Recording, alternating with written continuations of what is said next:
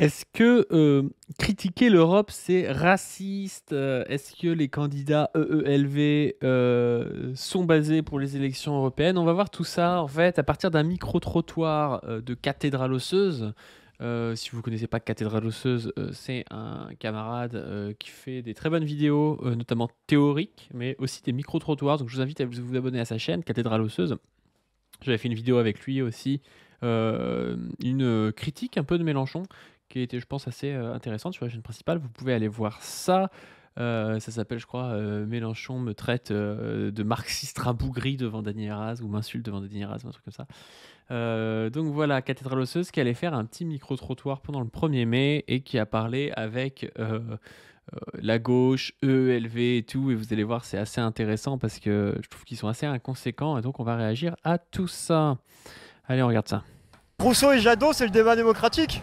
Quand ils se prennent, quand Jadot écarte de manière très vicieuse Rousseau, c'est le débat démocratique, ça. Là, je vais être un peu provocant, mais c'est une lecture de bisounours. La classe ouvrière doit s'enfermer dans le cadre Ah là là là là là là là là. Ah, on va se régaler, putain. national. C'est pas ce que je dis. C'est pas ce que je dis. Bon, aujourd'hui, c'est le 1er mai. On va interviewer les gens pour les élections européennes à venir. On va voir un peu ce qu'ils en pensent.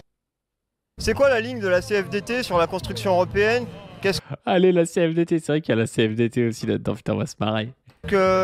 Est-ce que la CFDT est d'accord avec le fait que les traités européens intègrent un paradigme fondamentalement libéral? Est-ce que vous êtes raccord avec cette ligne-là? Est-ce qu'il faudrait, de votre point de vue, transformer l'Union européenne? Alors, il faut La question est bonne. Hein. transformer dans un sens plus démocratique, plus écologiste et plus juste. Simplement, on voit que beaucoup de lois, beaucoup de transpositions de directives européennes ont permis en France d'accélérer, de diffuser une culture d'égalité femmes-hommes, de nouveaux droits sociaux qui n'existaient pas. Alors, évidemment, si on compare... Oh là là là là là là, c'est complètement bidon, putain, c'est quoi cette langue de bois? C'est quoi cette langue de bois de ouf? Genre, à quel moment l'Europe, ça a permis des droits sociaux et tout égalité femmes-hommes, je sais pas, déjà je pense pas particulièrement, mais alors sur les droits sociaux en général, les politiques libérales, elles viennent quand même d'où? Elles viennent quand même de Bruxelles, hein. C'est quand même un outil de la bourgeoisie libérale, l'Union européenne, c'est pas nouveau. Il y a des droits qui existaient en France qui ne sont pas comparables à d'autres pays européens, mais on va dire que la capacité que l'Europe a à imposer de nouveaux droits sociaux à l'échelle de toute l'Union européenne, elle est importante.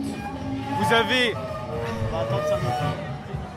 Il y a eu un petit incident technique. Vous avez aujourd'hui un véritable enjeu qui est de faire en sorte que les États n'aient plus aujourd'hui un droit de censure finalement au niveau Conseil européen sur toutes les questions de justice fiscale, de justice. Et on demande par exemple trois nouvelles ressources qui seraient sur la taxation des entreprises, sur la taxation des plus hauts patrimoines et sur la taxation des transactions financières. Ok. Ça n'existe pas parce qu'il y a aujourd'hui, il faut unanimité du Conseil européen. Voilà. Et c'est un problème de... J'allais venir. Comment on fait pour imposer une vision de l'Union européenne de gauche, à la limite anticapitaliste, à partir du moment où pour modifier la moindre virgule dans les traités, il faut l'unanimité des pays membres? C'est impossible, il y a un rapport de force à mener qui est... Comment la question est fâche, hein. on fait pour transformer l'Union européenne? Alors on le fait en construisant un mouvement social européen. Vous avez la Confédération européenne des syndicats qui est un partenaire de la Commission européenne qui quelquefois arrive à rédiger de nouvelles lois, de nouvelles directives. Ouais, mais je veux bien, mais c'est du yaka faucon. Comment tu veux arriver à faire un mouvement social européen? Enfin déjà on a du mal au niveau national à faire un mouvement social qui aboutit, mais alors au niveau européen, pourquoi pas au niveau mondial tant que tu y es? Putain... Ouais, encore, hein, moi je suis pour qu'on lie le plus possible des liens avec les autres localités à l'international et tout, il n'y a aucun souci avec ça, mais créer un mouvement social européen pour faire changer les traités, machin et tout, ça fait 40 ans que les gens essaient et ça ne marche pas, quoi. Pour faire en sorte que tous les travailleurs de l'Union européenne... Parce qu'encore, nous, en plus, en France, on a quand même des syndicalistes qui sont les plus radicaux, hein. Parce que ça va complètement se diluer si on doit avoir un nivellement par le bas avec les syndicats des autres pays qui sont moins radicaux que les nôtres, ça va être compliqué, hein. bénéficient d'un socle de droits sociaux. C'est un enjeu important puisqu'aujourd'hui, si vous voulez... Le rapport de force, c'est un rapport de force syndical qu'il faut construire à l'échelle de l'Europe? Ça a toujours été ça. On n'a jamais eu une loi qui est arrivée simplement par le fait d'une volonté politique. Il y a eu aussi forcément un mouvement social qui l'accompagnait, à la fois lors des élections politiques, mais à la fois lors des mouvements sociaux. Bon, on voit qu'en France c'est difficile, on n'a pas pu éviter une réforme des retraites injuste, mais au niveau européen, via la Confédération européenne des syndicats, via la mobilisation des syndicats, on y arrive. En tout cas, c'est un des enjeux, parce que qu'est-ce qui nous reste autrement ?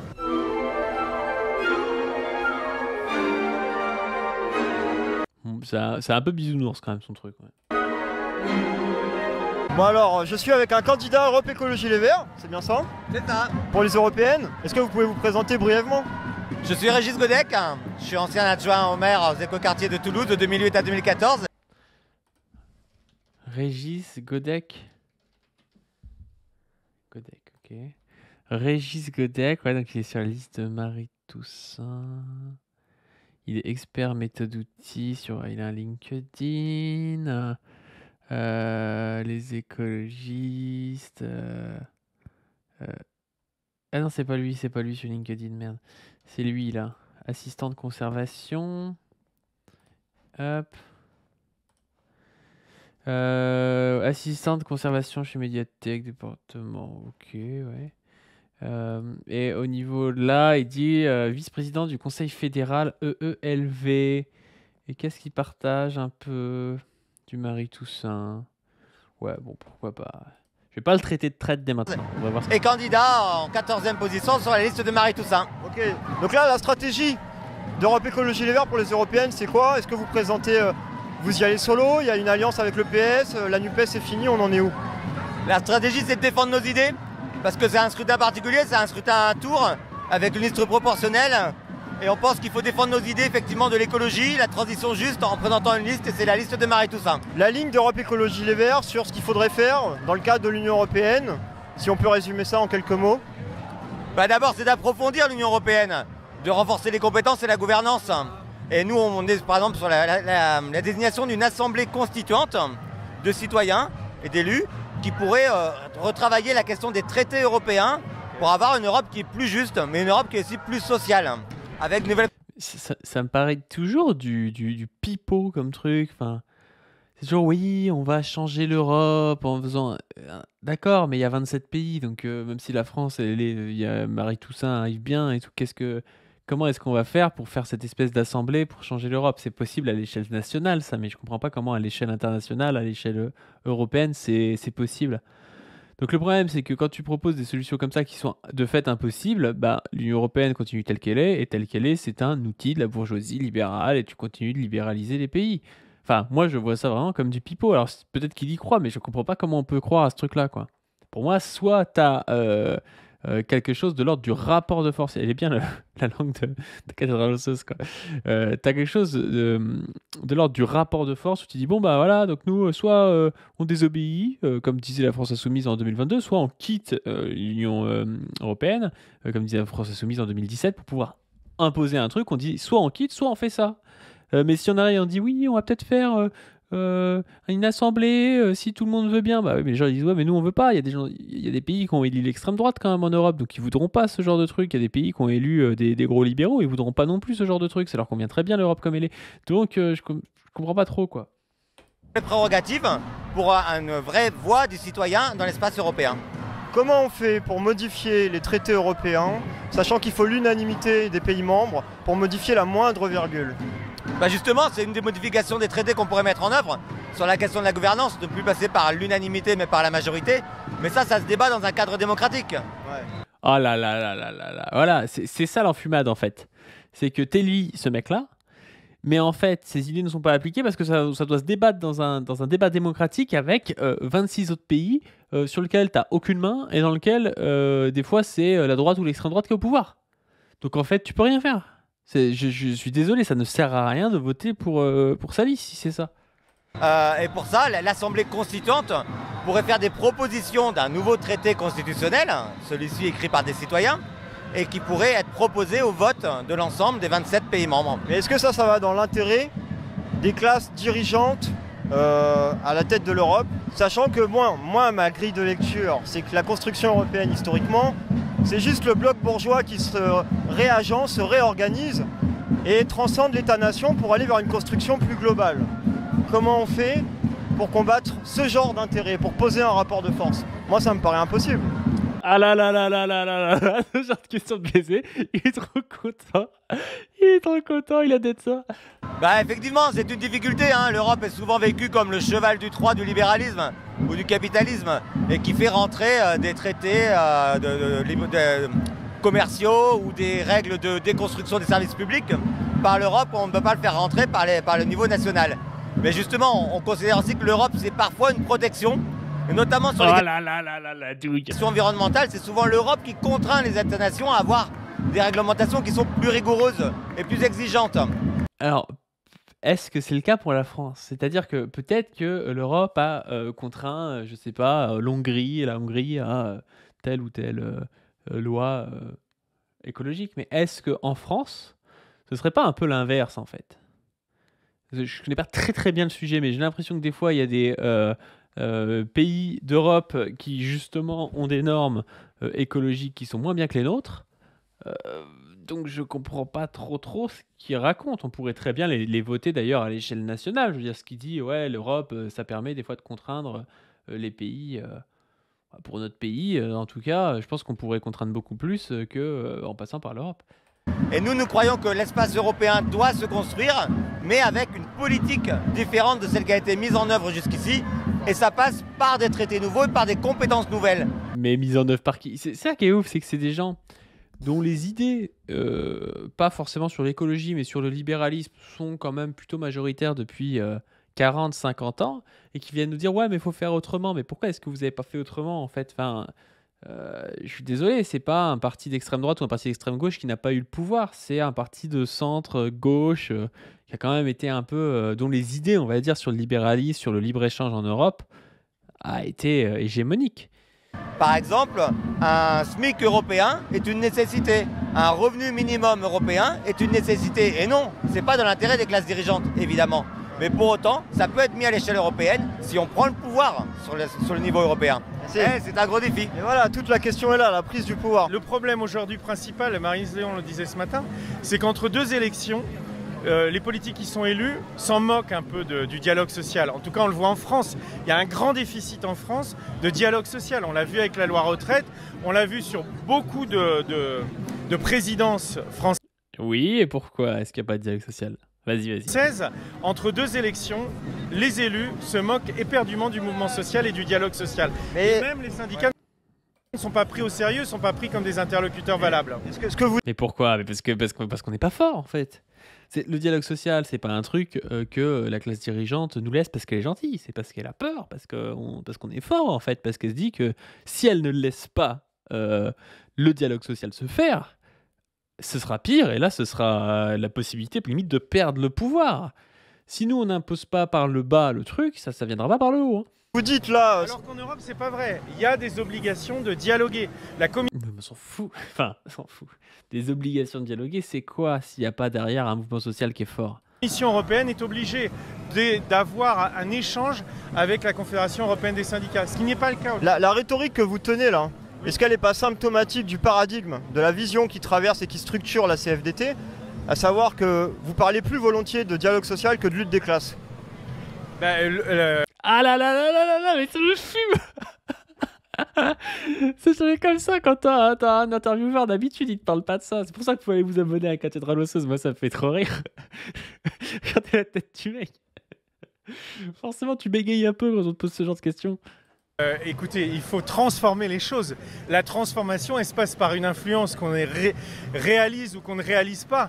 Et si la manifestation n'aboutit pas, c'est un problème. La manifestation, elle doit être faite pour aboutir, pour obtenir quelque chose. Elle n'est pas juste là pour afficher une position. Elle est là pour obtenir quelque chose pour les travailleurs, pour changer la donne, pour transformer la société. Du coup, si pas c'est simplement pour un affichage. Si c'est le dialogue social, qui transforme la société, moi je comprends pas bien quel intérêt la classe dominante et dirigeante a intérêt au dialogue social au fait. Si elle peut s'en passer, elle s'en passe. Mais bien sûr bien évidemment, mais c'est un combat, c'est un rapport de force. Donc c'est une lutte des classes, c'est pas un dialogue social. C'est un rapport de force. Alors la CFDT n'utilise pas le même langage un peu éculé. Un peu éculé, ouais. Ah putain, les gars. Vous voyez, quand on parle de lutte des classes, c'est pour ça qu'on doit réemployer le terme quand même, qu'on doit le réimposer dans le débat public, qu'il soit un peu sexy, qu'il soit un peu moderne. Parce que là, le mec qui pense en fait comme on pense depuis 60, 70 ans et comme on se fait baiser, hein, ce truc de dialogue social, machin, on va passer par l'Europe et puis en fait, on va imposer par l'Europe, je sais pas trop quoi, des lois sociales, alors qu'en fait, on voit très bien qu'au final, c'est le contraire. Et ben, il nous fait passer pour des vieux cons qui parlons de lutte des classes. Et là, on voit au final le conflit entre un type qui a, je sais pas, 45, 50, 55 ans, j'en sais rien, qui est là, et un gars qui est plus jeune, précarisé, comme cathédrale osseuse, et qui est beaucoup plus radical en fait.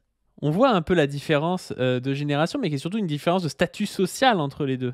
De la lutte des classes aujourd'hui, parce que les gens ne se reconnaissent pas majoritairement dans ce discours-là.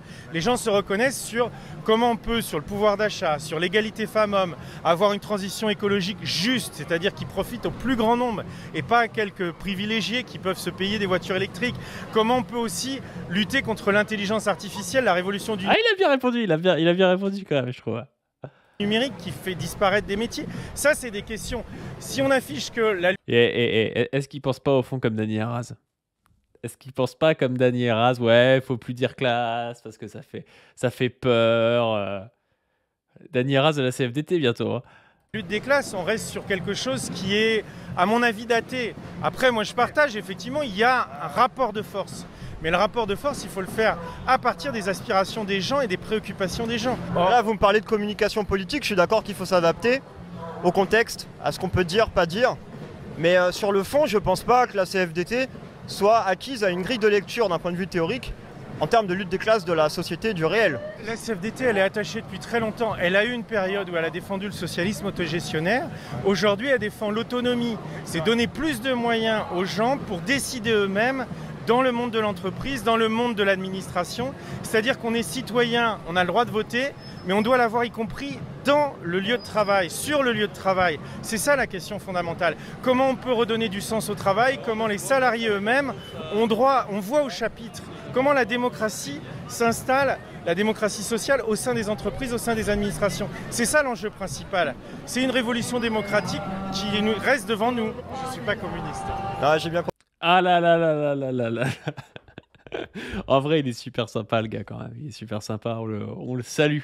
De toute façon, les gens de la CFDT sont quand même plus sympas quand on les croise en manif que leurs dirigeants quand ils trahissent. Hein. C'est, la CFDT du bas, ça va. On les accepte. Compris, c'est pas grave.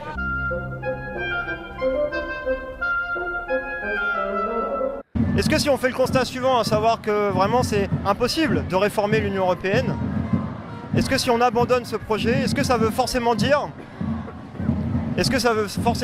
qu'on va du côté du repli national? Est-ce qu'on ne peut pas construire un internationalisme autrement? Oui, c'est un projet politique de certain nombre de formations politiques, mais aujourd'hui, je constate que dans la campagne, il n'y a aucune formation politique qui défend la sortie de l'Union européenne, alors que ça pouvait être quand même un mot d'ordre défendu par certaines listes il y a quelques années. Aujourd'hui, personne ne le défend parce que quand on voit la question géopolitique, un espace européen entre la Russie de Poutine, les États-Unis de Donald Trump peut-être demain et la montée des nationalismes, je pense à l'Inde par exemple, on voit qu'on a besoin d'un espace commun. Et l'espace commun doit être l'espace européen. Un État-nation, même si c'était la France, même si c'était l'Allemagne, ne serait pas en situation de peser diplomatiquement, de peser économiquement pour influer sur la marche du monde. Et c'est pour ça que nous croyons à l'espace européen, mais on doit le construire avec toutes les réserves que vous avez évoquées. C'est intéressant parce que là, ce que vous êtes en train de pointer du doigt, ça va vraiment dans le sens de ce que je disais il y a 5 minutes, à savoir que la construction européenne, c'est un réagencement de la bourgeoisie à l'échelle de l'Europe pour parer à la montée de certains pays du Sud, à l'hégémonie de la Chine qui est en train de monter à fond. Il y a la nécessité de dépasser l'État-nation historiquement, et fondamentalement, c'est une construction qui va dans le sens de la bourgeoisie et du capitalisme, hein, je vais le dire comme ça. Dans votre défense... Oh là là là là là là, mais qu'est-ce qu'il lui raconte? Le mec et tout, il dit ouais, c'est bien, ça nous défend et tout, l'Europe c'est la paix. Il nous sort tous les trucs comme ça, un peu qu'on entend depuis 50 ans, qui sont alors peut-être vrais à l'échelle intra-européenne, même si quand on pense à Sarajevo, à la Yougoslavie, oui, il y a eu quand même la guerre en Europe. Mais au final, il y a eu tout un tas de déstabilisations avec l'accord ou avec la participation de pays européens, notamment via l'OTAN. Euh, Est-ce que l'Europe a permis d'empêcher tout ça? Je suis pas sûr. Est-ce qu'aujourd'hui, par exemple, quand on pense à ce qui se passe à Gaza, est-ce que la France n'aurait pas une voix plus libre et plus équilibrée si elle n'était pas dans l'OTAN? Bah, moi, je pense que si. Euh, Penser en fait que on aurait besoin d'être tous ensemble à l'échelle européenne pour pouvoir peser, c'est presque, je trouve, une stratégie guerrière. C'est-à-dire à quel niveau? C'est-à-dire si tu veux attaquer demain les USA, peut-être que c'est plus simple.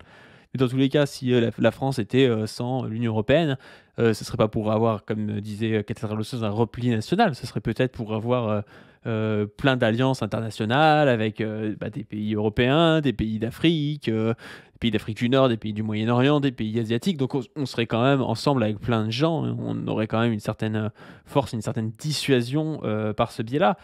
Alors qu'aujourd'hui, on est soumis à l'OTAN et on est soumis via l'OTAN à l'Allemagne et surtout aux États-Unis, quoi. Donc ça, c'est gênant et je trouve ça plus belliciste que s'il y avait une France indépendante à ce niveau-là, quoi. Et pareil, quand il dit l'Allemagne ne pourrait pas peser, je vois pas pourquoi l'Allemagne ne pourrait pas peser sans l'Union européenne. Hein. C'est dans votre rapport à l'Europe. Est-ce que vous vous inscrivez dans la lignée de ce qu'on pourrait retrouver dans l'internationalisme? Est-ce que vous êtes habité par une forme d'internationalisme? La CFDT est membre de la Confédération européenne des syndicats et elle est membre de la Confédération syndicale internationale. Le grand combat de la Confédération syndicale internationale, c'est sur la démocratie, les droits sociaux. On a un combat qui est immense aujourd'hui. Est-ce qu'il n'y a pas une autre manière de construire une internationale que cette Union européenne qui est, encore une fois, je le répète, irréformable? Mais c'est une étape. Si, on peut avoir des ambitions immenses pour l'international, pour la démocratie aujourd'hui qui est un véritable enjeu, mais on l'a à l'échelle de notre continent. C'est unique ce qui se passe en Europe. Avoir des droits politiques, avoir un parlement supranational, il y en a très peu. L'Amérique du Sud essaye d'en faire. Ils prennent quoi comme exemple ? Ce qui existe, c'est l'Union européenne. Les seules institutions supranationales qu'on ne trouve pas assez démocratiques, mais qui existent, pas des choses qu'il faut construire, des choses qui existent. Un gouvernement supranational, c'est en Europe. Et moi, sincèrement, j'ai toujours un peu peur d'un gouvernement comme ça. Alors, pas non plus dans le sens où ce sera supranational, c'est pas ça forcément qui me gêne, mais c'est que je trouve que quand on a un truc déjà qui est un peu flou, des fois on sait pas forcément qui dirige et j'ai pas l'impression que les députés européens aient beaucoup de pouvoir là-dedans. Ça c'est une chose, mais c'est surtout qu'en fait on s'éloigne de la localité, de la vie des gens et penser qu'on peut légiférer en commun depuis Bruxelles à la fois pour une loi qui va à la fois marcher pour la France mais qui va marcher aussi pour un pays au fin fond de je sais pas quel pays d'Europe de l'Est, ça me paraît un peu abstrait. Enfin, c'est vraiment un centralisme qui est dans une unité socio-géographique qui est très très très hétérogène et donc je vois pas trop comment on peut faire ça sans que ce soit trop normatif, soit trop fort, trop rigide, trop strict en fait. C'est pour ça qu'il y a des échelles qui se sont formées à travers le temps, comme par exemple, je sais pas, la France, ça a pris quand même un certain temps pour se faire. Il y a déjà des problèmes, même des fois, parfois, de centralisme où faut laisser un peu de démocratie aussi à l'échelle locale et tout. Et moi, ça me fait un peu peur dans ce sens-là, quoi. Je vois pas comment demain on pourrait avoir une loi mondiale sur un truc qui soit parfaite, parce qu'en fait, il faut quand même que ça s'adapte aux localités. Il faut laisser, je pense, la démocratie aussi respirer par le bas, quoi. partout.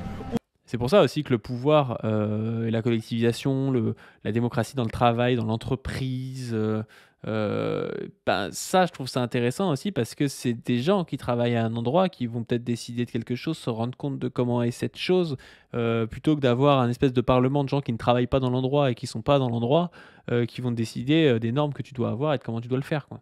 Où au niveau international, on essaye de travailler à dépasser le cadre national. On prend un exemple qui existe, pas un exemple fictionnel, c'est l'Union européenne. L'Amérique du Sud regarde comment ça se passe à l'Union européenne pour faire quelque chose, pour démarrer quelque chose. Vous considérez, on va renverser l'interview, vous considérez par exemple que l'État-nation nous protège du capitalisme et de la bourgeoisie. Et que ça, c'est un espace politique qui permet que le peuple gouverne, plus que l'espace européen. En fait, c'est intéressant parce que dès qu'on est très critique vis-à-vis de la construction européenne, on nous renvoie stratégiquement à l'opposé, à savoir le repli national, cette échelle-là. Sauf que voilà, moi je pense qu'il y a d'autres choses à construire, d'autres alliances, un autre internationalisme. Dans l'idéal, évidemment, la construction européenne, c'est un déjà-là. Ce déjà-là serait réformable. Ce serait là-dessus qu'il faudrait miser. Sauf que je pense fondamentalement que c'est structurellement impossible. Donc je sais pas, j'ai pas la solution clé en main. C'est un pari sur l'avenir, effectivement. Et c'est difficile de juger quel est le bon choix à faire. Mais nous sommes pour l'Europe des peuples, l'Europe des régions, une Europe fédérale qu'on pourrait construire. Et on prend le risque, effectivement, de défendre cet espace européen en espérant pouvoir influer sur sa construction, le réformer en profondeur pour qu'effectivement il soit moins dépendant des forces, je vais dire conservatrices, mais vous appelez les forces bourgeoises. Est-ce que c'est pas un peu une... Et je trouve que leur entretien est pas si mal, hein, et c'est vrai qu'il a raison, Cathédrale osseuse, on se fait toujours traiter de nationaliste quand on critique l'Europe, alors que c'est pas le problème. Évidemment qu'il y avait un capitalisme et la bourgeoisie à l'échelle française avant. Mais est-ce qu'aujourd'hui, c'est pas pire au final de même pas pouvoir, en fait, si tu prends le Parlement français par les urnes, de même pas pouvoir vraiment faire ce que tu veux parce que tu as l'Europe qui te dit ce que tu dois faire, c'est super chiant. Alors oui, tu peux le faire en disant bah, on va désobéir, mais si tu désobéis, en fait, l'Europe sert à quoi si en fait tu n'appliques pas ce que tu expliques? C'est ça qui est compliqué, quoi. Le fait que ce soit irréformable est un problème. Et en plus de ça, ça permet d'avoir une structure supranationale qui fait que même si tu as la main 5 ans sur la France et que tu désobéis, ben, dès que tu perds la main parce que tu as perdu l'élection d'après, tu as encore une fois les lois européennes qui vont reprendre le dessus, être imposées par l'Europe et tout, quoi. Une vision idéaliste de ce que serait du sens de la construction européenne au sens historique, à savoir que la construction européenne d'un point de vue historique, c'est avant tout la bourgeoisie qui dépasse l'État-nation et qui se réorganise. C'est pas quelque chose qui a vocation à être démocratique ou je sais pas quoi, il faut sortir de cette lecture-là, c'est une lecture de... Là je vais être un peu provocant, mais c'est une lecture de bisounours. Ah là là là là là là là là là là, c'est classe. Ah là là. Doit s'enfermer dans le cadre national. Ah là là là là là là. C'est pour ça que son titre c'est Critiquer l'Europe, c'est raciste. Ah, c'est trop ça, putain. Dès que tu critiques l'Europe, les mecs te disent mais tu es nationaliste. C'est pas ce que je dis, c'est pas ce que je dis. Bah, moi j'essaye de dire là vous êtes... La bourgeoisie est transnationale. Moi je crois que la classe ouvrière, elle n'a pas à opposer les travailleurs. Regardez les attaques du Front National aujourd'hui. Il y a une députée... Oh là là là là là là là là, tu critiques l'Europe, ça y est, t'es du Front National. Quel enfer, putain. TRN, elle a proposé que les étrangers dans l'entreprise n'aient plus le droit de vote aux élections professionnelles. Opposer les travailleurs les uns aux autres, les nationaux aux non-nationaux, les étrangers aux Français, c'est donner des droits différents. Or, tout le travail et la mobilisation des travailleurs, c'est donner des droits égaux, c'est travailler sur l'égalité. Mais oui, mais l'Europe, c'est le nivellement par le bas, putain, c'est le nivellement par le bas. Et donc l'égalité en Europe et l'égalité au niveau international. On est sur des combats, les travailleurs, qui dépassent le cadre national. Je suis d'accord avec ça. Cathédrale osseuse qui parle pour un... Est-ce que pour poser le rapport de force avec la construction européenne que vous souhaitez poser, la NUPES n'était pas quand même une sacrée opportunité? Alors, il est nécessaire d'avoir une union des forces de gauche et écologistes, hein, avec une gauche de rupture et une gauche de réforme radicale. Et la NUPES pouvait construire cet espoir. Malheureusement, l'accord était quand même fragile. C'est un accord qui a été construit juste après la présidentielle et juste avant les législatives, avec une alliance, on va dire, au forceps, et pas une vraie construction démocratique commune. Ça reste à faire. Et on voit que le jeu des appareils et évidemment les spéculations sur la candidature à la présidentielle de Jean-Luc Mélenchon, par exemple, sont des éléments qui ne nous permettent pas de travailler. C'est des éléphants au milieu de la pièce qui ne nous permettent pas de travailler sereinement ensemble. Donc cet espace, il faut le construire, on va le construire et j'espère que juste après les européennes, on se met sur ce chantier. C'est marrant parce que... Je trouve qu'il est plutôt bon, ce gars. Hein. Il est plutôt bon, il est pas gnangnan, il se cache pas. C'est un des vers que je préfère. C'est un des vers que je préfère. Je critique la construction européenne et le premier reproche que vous me faites, enfin la première réponse que j'ai, c'est oui mais le repli national. J'ai parlé d'internationalisme. Les marxistes et les communistes historiquement s'inscrivent dans cette tradition qu'est l'internationalisme. Pourquoi opposer construction européenne et repli national? Il y a d'autres manières de construire l'international que l'Union européenne. Ça m'a toujours fait bader. C'est quand tu critiques l'Union européenne, justement. Enfin moi je me dis, mais pourquoi est-ce qu'il n'y aurait pas une alliance entre, par exemple, je sais pas, des pays du pourtour méditerranéen? Je sais qu'il y avait ce projet-là, je crois, au niveau du front de gauche, de la création de la Mare Nostrum. Voilà, on se dit, on est des pays méditerranéens, on veut faire une alliance ensemble, ça pourrait se comprendre. Enfin, pourquoi est-ce qu'on serait plus proche de la Lettonie que de l'Algérie, par exemple, alors qu'on a un passif évident avec l'Algérie, ou avec le Maroc, ou avec d'autres pays comme ça? Pourquoi est-ce qu'on n'aurait pas d'autres alliances, en fait, qu'avec d'autres unions, qu'avec l'Europe? Parce qu'en plus de ça, moi, je trouve que l'Union européenne, c'est vraiment se dire qu'en fait, l'Union ne peut être qu'européenne. C'est une vision suprémaciste blanche, en fait. C'est parce que derrière l'Europe, on se dit, ouais, attendez, c'est les blancs chrétiens, machin, et les no-chrétiens. On connaît la chanson. C'est problématique parce qu'en réalité, il n'y a pas plus de raison du fait de notre passif, de notre histoire, qu'on fasse une alliance avec les pays d'Europe de l'Est, au final, auquel, à part cet aspect un peu racialisé, on n'a pas grand-chose en commun, plutôt qu'avec des pays du pourtour méditerranéen, desquels on a le plus de choses en commun, quoi. Enfin, je le pense, hein. Je parle pas forcément d'un repli national. Je comprends pas ce réflexe, c'est quand même curieux. Il y a certainement d'autres voies. D'ailleurs, on le voit au moment de l'Eurovision, hein, quand on fait participer Israël à l'Eurovision, par exemple, qu'est-ce qu'on est en train de dire? Qu'est-ce qu'on est en train de dire? C'est pas du tout un pays d'Europe, Israël, mais on est en train de dire, ouais, mais c'est quand même un peu des Européens, parce que voilà, bon, ouais, c'est pas des barbares, quoi, hein. Moi, je constate que c'est une voie qui existe, qui est à notre disposition, qui n'est pas quelque chose à construire, à bâtir. On ne démarre pas à zéro. On a quelque chose, on a un Parlement européen. Il y a déjà là. On a un gouvernement européen. Alors on peut décider de démarrer à zéro, faire table rase du passé, mais là, il y a quelque chose qui existe, qui est supranational, qui peut être fondateur de nouveaux droits, de nouvelles luttes. Saisissons-nous-en. Ne laissons pas l'outil au pied de l'établi. Prenons-le. Évidemment qu'il faut toujours partir de ce qui est déjà là et du potentiel du déjà là, on est d'accord là-dessus. Mais il faut que ce déjà là soit transformable. Il y a des choses qui sont verrouillées. Et ça, il faut accepter que l'Union européenne, fondamentalement, quand on analyse la structuration et le sens historique que ça a, moi, ça me paraît vraiment très très compliqué. Les combats du monde du travail sont toujours compliqués. S'ils étaient simples, il n'y aurait pas besoin d'engager des rapports de force. Donc celui-là sera compliqué. Simplement, il y a des outils qui existent, qui sont mobilisables. Mobilisons-les. Vous parlez de construire démocratiquement un mouvement, mais tout est rapport de force en politique. Même au sein d'Europe Écologie Les Verts, il y a des tendances qui sont prises par des structures. Europe Écologie Les Verts est structurée par des rapports de force. La NUPES, c'était du rapport de force. C'est que du rapport de force, la politique. Donc ça, c'est une vision idéaliste de la politique. Non, les rapports de force, c'est ça, la démocratie, c'est des rapports de force. Mais il faut que chaque membre, par exemple, d'une structure politique, puisse être adhérent de la NUPES, ça n'a jamais existé, puisse avoir voix au chapitre, défendre des orientations, dépasser sa chapelle du parti duquel il est issu, et construire des orientations politiques. Et malheureusement, la culture un petit peu de certaines formations politiques fortes dans la NUPES n'est pas celle du débat démocratique interne. Elle est celle de la décision. Rousseau et Jadot, c'est le débat démocratique. Quand ils se prennent, quand Jadot écarte de manière très vicieuse Rousseau, c'est le débat démocratique, ça. Ça fait 20 ans que je suis chez les écologistes. Je peux vous dire que des débats démocratiques en interne, on en a beaucoup.